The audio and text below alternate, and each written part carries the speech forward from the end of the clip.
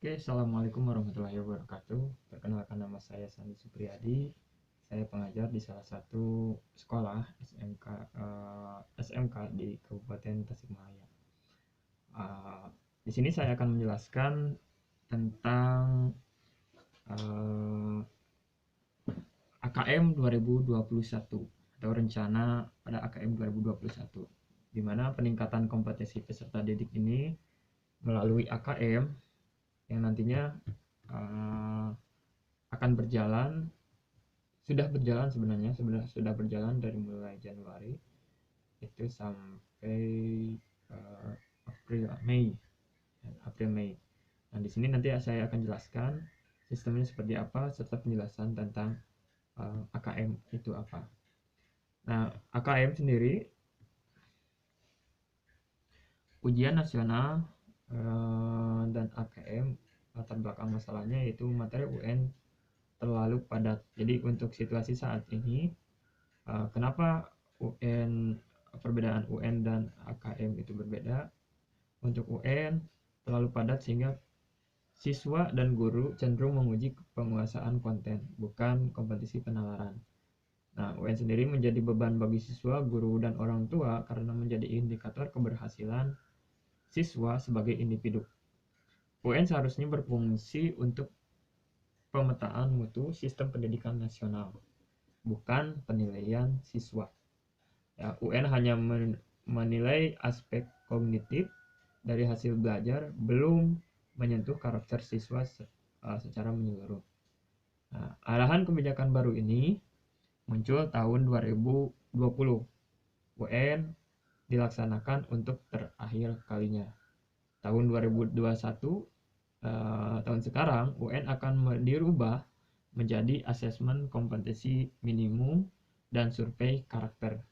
Mana di situ ada 3 poin dalam AKM ini. Yang pertama ada literasi, ada numerisasi, serta ada karakter. Literasi, kemampuan bernalar tentang dan menggunakan bahasa. Sedangkan normalisasi, kemampuan bernalar menggunakan matematika. Dan karakter, misalnya pembelajar, gotong royong, dan kebinekaan, serta perundungan.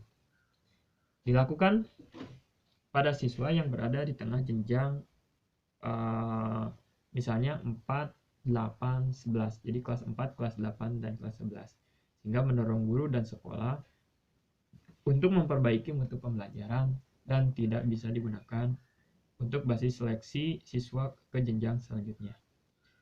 Mengacu pada praktik baik level internasional seperti PISA atau TIMSS,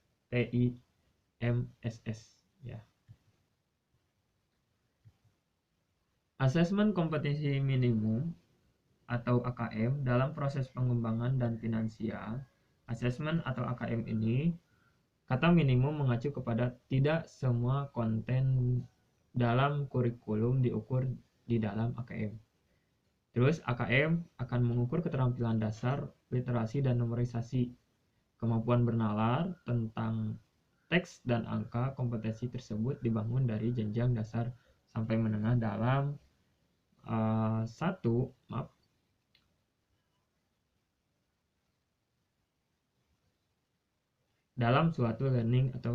learning progression. AKM berbentuk survei dengan sampel siswa kelas 5, kelas 8, dan kelas 11. Tidak melaporkan hasil individu siswa, namun laporan agregat yang berfokus kepada peningkatan internal dari waktu ke waktu, bukan komparasi antar kelompok. Komponen asesmen nasional itu ada 3, AKM nasional, survei karakter, serta survei belajar lingkungan. Instrumen nasional dan informasi yang dihasilkan, responder atau murid.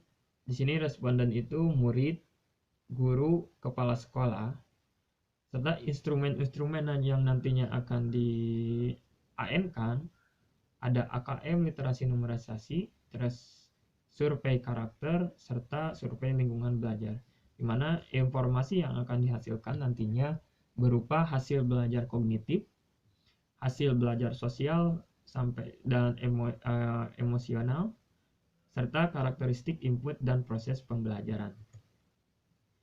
Jenis-jenis AKM numerisasi ada AKM nasional, kelas 5, 8, dan kelas 11 mengukur kinerja mutu sekolah dan administrasi standar. Sedangkan AKM kelas awal SD sampai akhir SMA, di mana di sini mengukur hasil belajar siswa, formatif, alat untuk teach at the right level, administrasi tidak standar, serta yang ketiga itu AKM sertifikasi.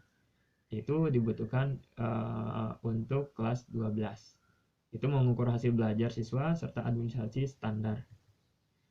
Asesmen kompetisi minimum ini ada dua. Ada sistem literasi membaca serta ada bagian numerisasi. Untuk literasi membaca, kemampuan untuk memahami, menggunakan, mengevaluasi, merefleksikan berbagai jenis teks untuk menyelesaikan masalah, dan mengembangkan kapasitas individu sebagai warga Indonesia dan warga dunia agar dapat berkontribusi secara produktif kepada masyarakat. Sedangkan yang numerisasi, kemampuan berpikir menggunakan konsep, prosedur, fakta, dan alat matematika untuk menyelesaikan masalah sehari-hari pada berbagai jenis konteks relevan untuk individu sebagai warga negara Indonesia dan dunia. Bentuk soal, untuk soal AKM itu ada pilihan ganda, hanya satu jawaban yang benar. Pilihan ganda kompleks, jawaban benar lebih dari satu. Menjodohkan, isian singkat, angkat nama, benda, atau sudah fix. Atau yang terakhir itu non objektif, biasanya sering ada esai ya. Nanti itu ada esai, bukan biasanya, saya juga belum tahu. Untuk komponen AKM ini ada numerisasi dan literasi serta lini masa asesmen kompetisi minimum AKM, survei karakter, dan survei lingkungan belajar. Untuk persiapan asesmen itu ada pengembangan framework asesmen, pengembangan instrumen uji coba, pendataan, pengembangan sistem delivery, simulasi sistem, pelatihan, terus pelatihan proktor dan teknisi. Dimana di sini ada bagian-bagiannya, nanti saya akan sertakan link dokumennya. Dari mulai bulan Februari, terus minggu ketiga Maret 2021, terus minggu kedua April 2021, serta minggu ke-1 Agustus 2021, dimana di bulan-bulan ini sampai Agustus ini, dari Februari, Maret, April itu semua AKM survei karakter atau untuk yang bagian-bagian peserta didik ya untuk surveinya. Nah, untuk bulan Oktober rilis hasil AKM nasional serta SK SLB kelas 5.